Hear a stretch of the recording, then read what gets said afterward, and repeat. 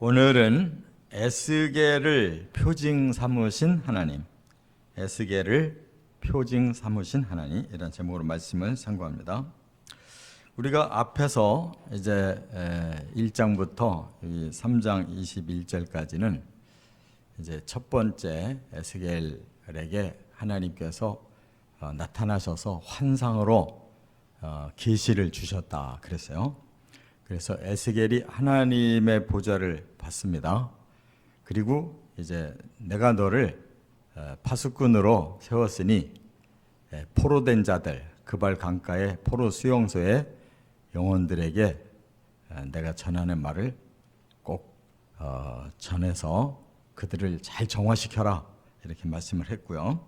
오늘은 이제 두 번째로 하나님이 나타나셨어요. 그래서 에스겔을 들판으로 데리고 나가셔서 이제 내가 너에게 시킬 일이 있다 하시면서 이제 순종하라, 이렇게 말씀했는데 5가지의 표징을 너를 통해 내가 메시지로 좀 사람들에게 보여줘야 되겠다, 이렇게 말씀합니다. 그것은 이제 오늘날로 말하면 퍼포먼스예요. 이제 행위 예술 같이 이 에스겔을 통해서 뭔가 에스겔이 하는 행동이 하나님의 메시지를 그렇게 표현하는 거예요. 근데 5가지가 있는데 이거야말로 에스겔에게는 너무 고통스러운 겁니다.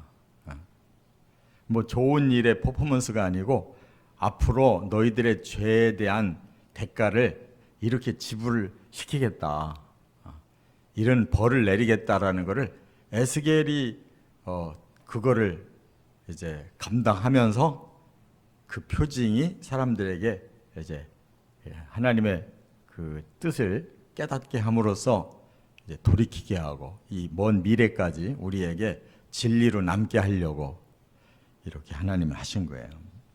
그렇기 때문에 이사야도 그런 표징에 쓰임 받기도 했잖아요. 또 이제 에스겔도 오늘만이 아니라 이제 앞으로 아내의 죽음을 통해서 또 유다 나라의 멸망을 이렇게 표징으로 예언하는 일도 했는데, 아무튼 결국 하나님의 메시지를 사람의 그 행위를 통해서 이제 보여주시려니까 에스겔은 사실 이거 보통 사람은 할 수 없는 일이에요. 그래서 우리가 잘 깨달아야 됩니다. 과연 하나님의 사람이라는 것이 어떤 거냐. 이러한 고난을 겪고 영광이 오는 거예요.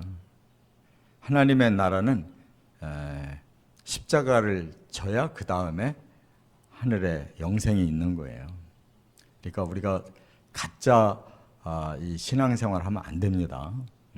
이 짧은 우리 생애 속에서 누릴 거 다 누리고 또 더 좋은 데서 누리자, 이런 욕망을 가진 신앙생활, 이게 종교고, 그 종교 생활은 안 믿는 사람들과 똑같은 거예요. 오히려 더 하나님은 그걸 화를 내셔요. 너희들이 바로 음녀짓하는 배신자다. 하나님 더 화가 나는 거예요, 선민한테. 그래서 우리가 예수 그리스도의 제자로서 선민됐잖아요. 우리도 하나님 백성이 됐잖아요.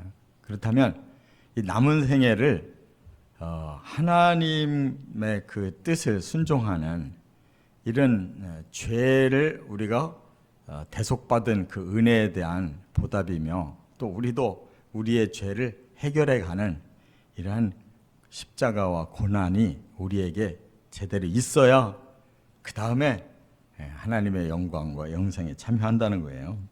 그래서 에스겔은 사실상은 자기 죄가 아니라 이스라엘의 죄를 뒤집어 쓰고 마치 예수님처럼 자신이 그러한 죄가를 당하는 모습을 5가지를 하나 시켰어요. 첫째, 우리가 읽은 3장 이제 24절부터 27절까지의 감금의 표징을 먼저 행하라고 그러셨어요. 감금의 표징이 뭐냐? 에스겔이 묶인 거예요. 문을 닫고 밧줄로 네 몸을 동여매라. 자기가 못했겠죠. 자기가 자기 동염에서 뭐 그게 제대로 돼요? 누군가에게 나 이제 밧줄로 동염해라. 그리고 그날부터 말을 하지 못하게 했어요. 그럼 이건 뭘 의미하느냐? 이제 너는 내가 선지자로 보냈고 파수꾼으로 보냈으나 당분간 너는 사람들에 의해서 묶여가지고 말 한마디 못하는 그런 벙어리 선지자가 될 거야. 그 말이에요. 그러니까 선지자로 불러놓고 동여매고 입을 뻥끗도 못하게 하는 선지자가 된다면 얼마나 괴로운 일이냐고. 그러니까 하나님이 내가 너를 파수꾼으로 세우게 했지만 현실은 받아들이지 않는 거예요. 사람들이 그걸 아시고 바로 표징으로 네 몸을 묶고 너는 이날부터 입을 닫아라. 그래서 반역하는 백성들이 바로 이런 짓을 할 거라는 거. 그리고 그 선지자는 거기에 대한 대가를 자기가 지불하고 있다는 거. 이것이 바로 메시아의 희생을 보여주는 거예요. 예수님이 그렇게 복음을 3년 반 동안 전하셨어도 끝에 가서 그들이 예수를 죽이잖아요. 지금 에스겔이 그런 짝이 된 거예요. 그렇기 때문에 하나님 말씀을 거부하고 끝까지 멸망을 자초하고 있는 그들을 보고 몸이 묶이고 혀가 묶여있는 이 에스겔에서 피눈물이 날 거 아니에요. 저들이 내가 전하는 말을 듣고 순종한다면 구원받을 건데 이렇게 하나님 말씀을 안 듣고 이렇게 결과적으로는 저들이 멸망을 당하는구나 하는 그 아픔을 느끼게 하셨다 그 말이에요. 두 번째 4장으로 넘어가서 1절부터 3절에는 포위됨의 표징을 보여라 이렇게 말씀했어요. 그건 뭔 말이냐? 이렇게 하나님 말씀을 닫고 안 듣고 오히려 선지자들을 박해하고 이렇게 하다가 그 다음에 그들이 당할 일이 포위당할 일이다 그 말이에요. 그래서 토판을 하나 준비해라 그래요. 토판이라는 게 뭐예요? 이게 흙으로 이렇게 그림을 그릴 수 있는 그런 큰 판을 하나 만드는 거예요. 그래서 이제 진흙은 이렇게 파면은 다 파이잖아요. 그래서 그림을 그리래요. 큰 토판에다가 어떤 그림을 그리냐? 예루살렘 성을 그려놓고 그 성이 포위되는 상황. 그래서 이제 포위하는 그 바벨론 군인들이 어떻게 하겠어요? 사다리를 걸고 흙으로 언덕을 쌓고 군대가 진을 치고 나중에 공성퇴를 세운다. 이 공성퇴라는 건 뭐냐면 큰 돌을 이렇게 탁 쏘면은 휙 하고 올라가서 저쪽 성 안으로 떨어지는 거예요. 오늘날에 바로 대포 쏘듯이 그렇게 이제 공성퇴라고 하는 기계를 만들어라 그 말이죠. 그리고 철판으로 철벽을 쌓아 그랬어요. 그러니까 온 군인들이 말하자면 철 방패를 들듯이 아주 그냥 이 성이 철벽같이 다 그냥 다 옴싹다싹 못하게 이게 다 막혀 있게 하라는 거예요. 철벽을 어떻게 뚫고 나오겠어요? 그래서 완전히 포위를 하고 그리고 무기를 그냥 쏴 올리는 거예요. 성 안으로. 그거를 토판에다가 다 그리래요. 우리가 그 고대 유적지 가보시면 전부 이렇게 암각화해서 파가지고 그 어떤 그 상황을 다 이미지해 놨잖아요. 그래서 돌이기 때문에 그게 지금도 남아 있어가지고 옛날에 뭐 이런 세계가 있었구나라는 걸 알듯이 하나님은 이 토판에다가 앞으로 예루살렘이 어떻게 포위되고 어떻게 공격당해서 망하는지를 이 토판에다가 다 그려놔라 그랬어요. 그거 무슨 에스겔이 무슨 화가도 아니고 얼마나 힘들었겠습니까? 앞으로 올 상황. 지금 에스겔을 2차 침략의 포로가 돼서 갔지만 아직 예루살렘 안 망했잖아요. 몇 년 후에 망할 거거든요. 그거를 지금 이미 포로로 가 있는 에스겔에게 하나님이 그리게 한 거, 뭘 말하는 거예요? 이 포로로 간 사람들로 끝나는 게 아니다. 아직 너희 고국은 망할 일이 더 남아 있다는 거예요. 세 번째, 4장 4절부터 8절까지 보면 이제 포위만 되는 게 아니라 그 다음 일을 말씀했는데 체벌의 표징을 말씀했어요. 그렇게 되는 것은 결국 하나님이 이 선민을 벌주기로 작정하셨기 때문에 바벨론을 끌어들여서 포위를 당하고 공격을 당해서 이제 망하게 하셨는데 그것에 대한 체벌, 죗값을 묻겠다는 거예요. 그러면서 에스겔 보고 네가 죗값 치르는 일을 너를 통해서 내가 보여줘야 되게 되는 거예요. 이게 제일 힘든 거예요. 어떻게? 먼저 너는 390일 동안 왼쪽으로만 누워서 자라 그랬어요. 그러면서 하시는 말씀, 이것이 이스라엘의 죄악의 값이다 그랬어요. 그 다음에 그 390일이 지나거든 이제 오른쪽으로만 40일 동안 누워서 자래요. 40일 동안 오른쪽으로만 누워 자래요. 그게 바로 남은 유다의 범죄 까닭이다 이렇게 말씀했거든요. 그래서 도합 440일을 한쪽으로만 자는 거예요. 왼쪽으로 390일 자고 오른쪽으로 40일 자고 430일간. 그러면서 하나님이 이 430일은 430년을 의미하는 거다. 네가 선민들이 저지른 죄값 430년의 죄값을 너는 430일 동안 네가 감당하라 그런 거예요. 여러분들 한쪽으로 어떻게 자요? 밤에도 이쪽 저쪽으로 계속 뒤척이면서 사람이 자야 되는데 환자가 한쪽에 가만히 누워있으면 바로 욕창나서 죽는 거예요. 지금 에스겔에게 너무나 무거운 형벌을 내리시는 거예요. 그래서 여기서 390과 40이라고 하는, 그래서 430이라는 숫자가 나오는, 이게 무슨 비밀인지를 깨달아 보려고 막 학자들이 계속 연대를 가지고 맞추는데 잘 안 맞아요. 지금도 확실하게 390과 40의 합계 430의 비밀을 아직도 잘 몰라요. 근데 분명히 하나님이 430이라는 그 년은, 430년이라는 이 수는 범죄의 기간이고 거기에 대한 대가를 430일 동안 치르게 하겠다 이런 뜻이거든요. 그러니까 하나님께서는 죄에 대해서는 반드시 물으셔야 되지 그냥 넘어갈 수가 없는 거예요. 죄의 값은. 그래서 우리가 불가능한 것을 예수님이 이렇게 하신 거란 말이에요. 대신 십자가를 지고 죽으셔서 죄의 값이 대신 치러졌기 때문에 우리에게는 죄가 없다고 인정을 해주시는 것 뿐이지. 지금 에스겔에게 이러한 죄값을 치르게 함으로 용서하고 싶어 하시는 거예요. 이스라엘을.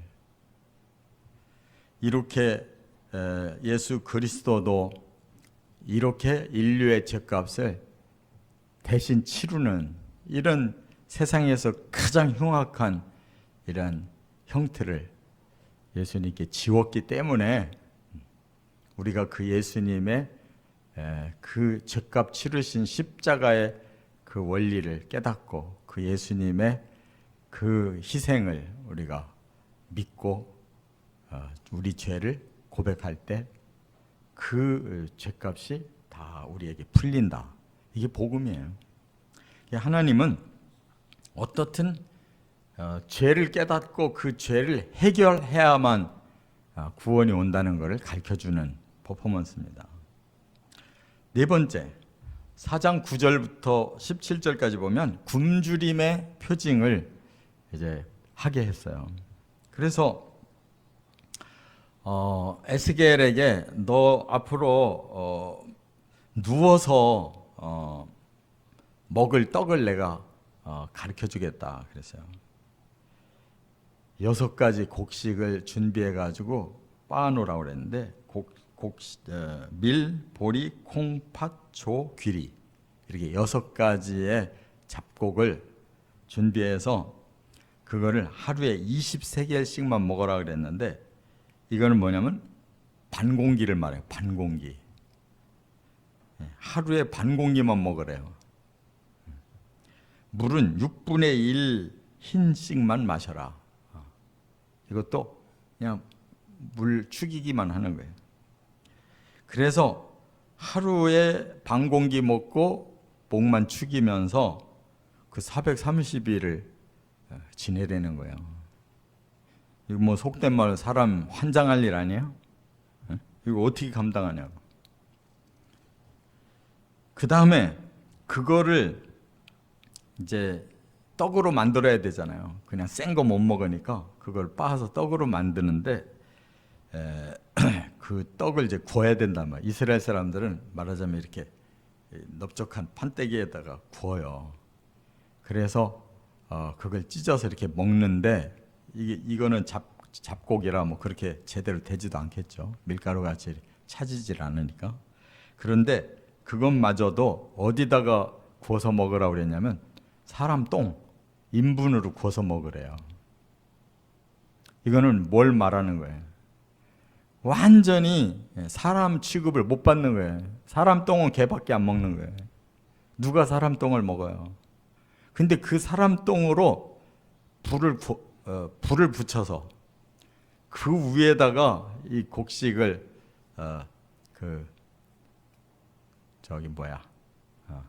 해서 먹으라는 거예요. 구워서 먹으래요.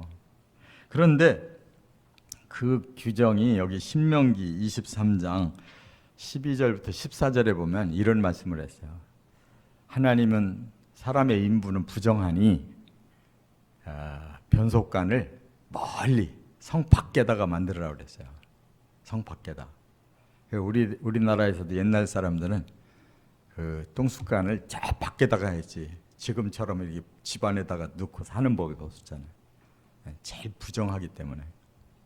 하나님이 그렇게 말씀했어요.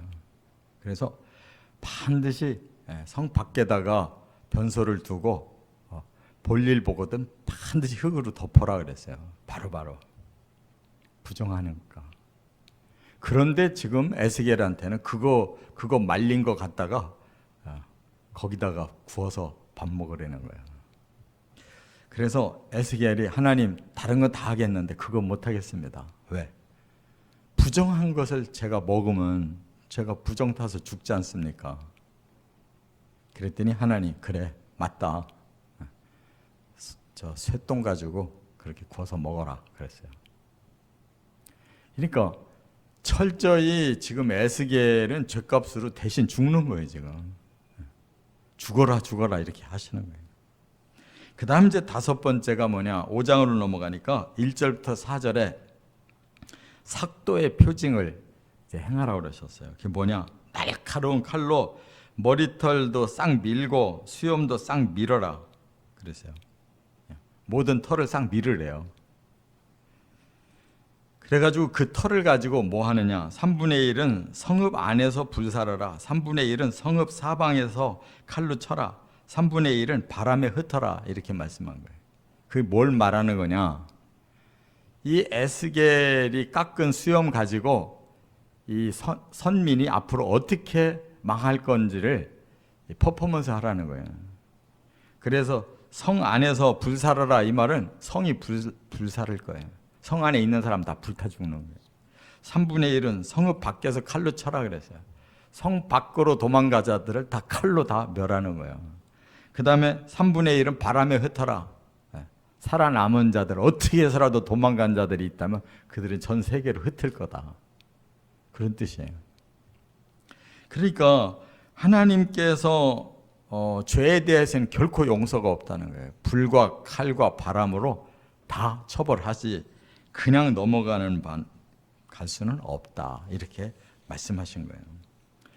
그래서 이제 끝으로 6번째 이 5장 5절부터 마지막 17절에 뭘 얘기하느냐, 이 모든 표징이 어떤 결과가 일어나는가를 이제 밝히신 거예요. 그래서 너희가 마지막으로 지키려고 하는 이 보루 예루살렘의 미래를 내가 얘기한 거다 하면서 너희는 이방인들보다도 더 규례를 어긴 자들이다 그랬어요. 이게 무슨 말이냐? 유대인은 유대인의 규례가 있잖아요. 하나님 주신 계명이 있잖아요. 이방인들은 이방인의 규례가 있잖아요. 이방인들도 자기들의 규례를 그렇게 어긴 자들이 없는데 너희는 하나님의 규례를 그들보다도 더 우습게 여기고 그 규례를 내팽개쳤다는 거예요. 이방인들도 자기 우상은 버리는 법이 없고 자기들 규례는 버리는 법이 없는데 이 이스라엘은 하나님을 경외하는 신앙을 내팽개치고 우상을 섬겼으며 하나님의 규례를 내팽개쳐서 이방인보다도 더 못한 짓을 했다는 거예요. 그렇기 때문에 하나님은 이런 표징이 너희들에게 그대로 닥칠 거다. 그래서 그 환난 속에서 애비가 자식을 먹고 자식이 애비를 먹을 거다. 그 말은 뭐예요? 사람이 굶어 죽을 때 눈이 뒤집히면은 뭐든지 다 먹으려고 하는 거예요. 그래서 북이스라엘 멸망할 때에도 그랬잖아요. 여자들끼리 상의했잖아요. 오늘은 내 자식 잡아먹고 내일은 네 자식 잡아먹자. 근데 왜 어제 잡아먹어놓고 왜 오늘 너 약속 안 지키냐고 막 싸우고 있는 모습을 보여줬잖아요. 앞으로 또 그런 일이 또 생긴다는 거예요. 예루살렘에도. 그러면서 이러한 일이 다 끝나야만 하나님의 노가 풀린다 이렇게 말씀했어요. 그 말은 뭐예요? 죄의 값은 치러야 하나님 그 다음 일을 행하시지 그때까지는 계속 죄의 값을 묻게 될 거다 그런 말이에요. 그래서 선민이 황무한 가운데 모욕거리가 되고 수치와 조롱거리가 되게 두려움과 경고가 되고 기근의 독한 화살로 의뢰하는 양식을 끊어버릴 것이고 사나운 짐승 앞에 놓일 것이고 전염병과 살육과 칼로 망하게 될 거다. 이렇게 말씀한 대로 그렇게 그들이 바벨론에게 멸망당하고 겨우 살아나니까 다시 페르시아 지배받고 또 거기서 또 살아날 듯 하니까 헬라, 그리스의 지배를 받고 조금 살 듯 하니까 다시 로마의 지배를 받고 그때 예수님이 막판에 오신 거예요. 구약이 끊어지고 400년 후에 예수님 오신 거예요. 그래서 다니엘은 72일이라는 비밀을 가지고 메시아가 오셔서 72일에 490년 동안 구원의 기회를 줄 거다. 마지막 일에 한 일회를 남겨놓으셨다 그랬는데 그게 마지막 환난 7년을 말하는 거예요.